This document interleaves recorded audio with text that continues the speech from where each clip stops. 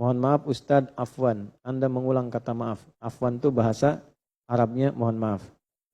Mohon maaf Ustadz, afwan. I'm sorry bahasa Inggrisnya. Bagaimana cara kita mengatasi, cara Anda mungkin ya, masalah dengan cara sabar. Bagaimana cara kita mengatasi masalah dengan cara sabar? Bersabar. Sudah ya? Sudah. Misalnya saya lagi kesal. Cara meredamnya bagaimana? Jangan kesal. Benar tidak?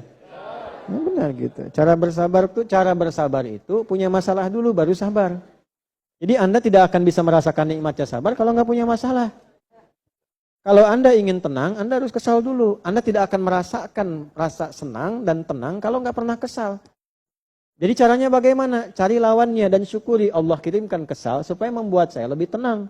Sebab kalau nggak ada kesal, saya nggak akan tenang. Allah kirimkan masalah supaya saya sabar. Sebab kalau nggak ada masalah, nggak akan saya sabar. Ini yang dimaksud wa nafsi wa ma sawwaha fa'alhamaha fujuraha wa qad aflaha man. Nah, apa terjemahannya qad aflaha man zakkaha? Sungguh akan bahagia, akan sukses, akan senang orang yang buka mushaf, buka handphone. Menyucikannya, bagus. Pertanyaan saya, nyuci itu buang pakaiannya atau buang kotorannya, Bu? Kan ibu nggak mungkin dari Tegal, saya mau nyuci, buang pakaiannya. Enggak kan? Ya, yang dibuang apanya? Kotor? Nah, sekarang kalau jilbab ibu bersih, ibu cuci nggak? Enggak, dicuci itu kalau ada apanya? Kotorannya supaya apa? Bersih. Bersih itu mungkin nggak muncul kalau nggak ada kotornya? Tidak mungkin, mesti ada kotor dulu, baru ada bersih. Kalau nggak ada kotor, nggak mungkin ada bersih. Harus ada dicuci dulu kan? Apa yang membedakan gelas bersih dengan kotor? Ada kotoran. Gelas kotor, dibuang kotorannya supaya kelihatan bersihnya. Jadi kotoran itu diciptakan bukan ingin membuat gelas kotor, bukan. Supaya muncul bersihnya. Sebab kalau tidak ada kotor, nggak akan mungkin bersih. Ibu nggak akan mungkin nyuci kalau nggak ada kotorannya. Kotoran dimunculkan supaya ibu bisa nyuci, menghasilkan bersih.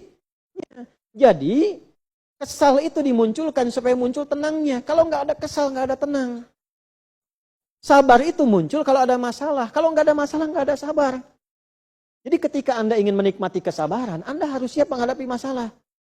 Ya Allah, anugerahkan hamba kekuatan sabar. Itu minta masalah. Ya, sebab nggak mungkin ada sabar kalau nggak ada masalah. Jadi ketika Anda misalnya mendapati persoalan dan ingin sabar, bersyukur dulu dengan persoalan itu. Terima kasih ya Allah, Engkau kirimkan masalah ini, sehingga dengan masalah ini hamba berlatih sabar. Kalau sudah seperti itu, Anda akan sabar dengan sendirinya. Walaupun nama Anda bukan Pak Sabar. Dengan sendirinya akan sabar, karena Anda sudah berdamai dengan masalah. Coba ibu ya, nanti pulang dari sini ke rumah, ibu bertemu suami, langsung katakan, Pak, sabar ya Pak ya. Sabar. Tapi nggak ada apa-apa, masalah nggak ada hujan, nggak ada angin. Ibu bilang, Pak, sabar ya Pak. Sabar. Itu suami ibu akan tanya, Mama sehat? Hari tadi ngaji naon. Jadi kan, ada masalah dulu kan? Begitu ada masalah baru berlatih sabar. Jadi cara bersabar itu adalah berdamai dengan masalah. Mensyukuri dulu, terima kasih ya Allah, Engkau titipkan masalah ini. Dan Engkau pilih aku yang menghadapinya, Alhamdulillah. Dengan ini sesungguhnya Engkau anugerahkan kesabaran padaku, tidak pada yang lain. Terima kasih ya Allah, Kau titipkan padaku sebagai istri, bukan pada suamiku. Misal kan? Ya, Kau titipkan pada suamiku yang lain, syukur. Ibu sabar, dia bersyukur. Alhamdulillah, jadi kompak dua-duanya. Ya, ada seorang suami kisah nyata, punya istri cantiknya luar biasa.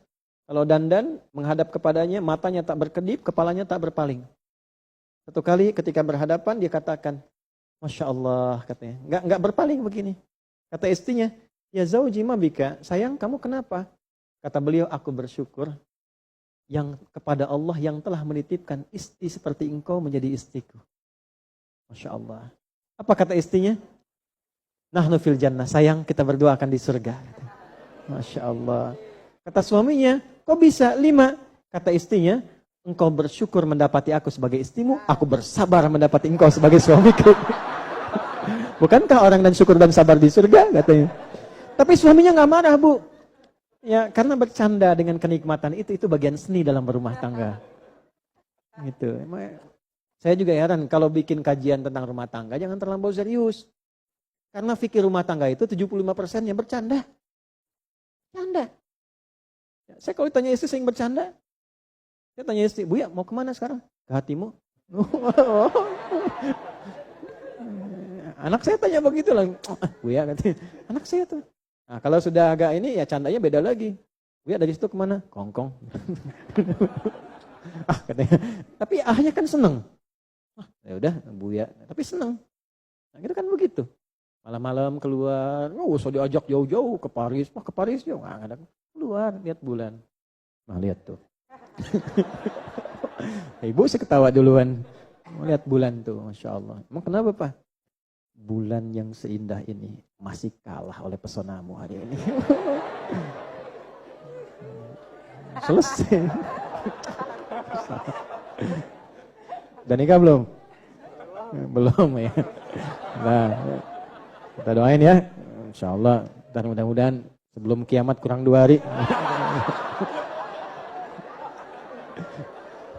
Nah, ini nggak usah terlalu serius. Berumah tangga itu yang terlalu serius.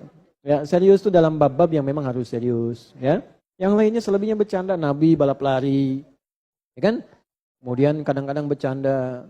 Kok kamu gemuk amat? Sayyidah Aisyah kan sekarang udah ini bercanda, banyak bercandanya. Lagi bikin adonan, bawain, celipin gini gitu kan. Itu serius. Ya, serius kan masalah melulu jadinya tuh. Ya, biasa aja canda, senyum. Gak apa-apa udah ini kakek nenek juga gak apa-apa. Kakek udah cucu 10 bawa keluar lihat bulan. Beritahu, mak, ya, maknya udah 80 tahun nih. Mak dulu tuh, dulu 40 tahun lalu lebih indah daripada bulan nih. Ketawa bareng-bareng. Alhamdulillah yang penting bahagia. Senang, Allah itu senang kalau kita gembira. Ya, lu ibadah dengan enak, nikmati. Ya, makanya banyak sebagian dari fikih-fikih kiai itu banyak menghadirkan tawa. Karena dari tawa itu bukan tawa yang mematikan hati ya. Nanti ada 169 hadis tentang candanya Nabi. Tapi bercanda dengan sahabat tapi tidak mematikan hati.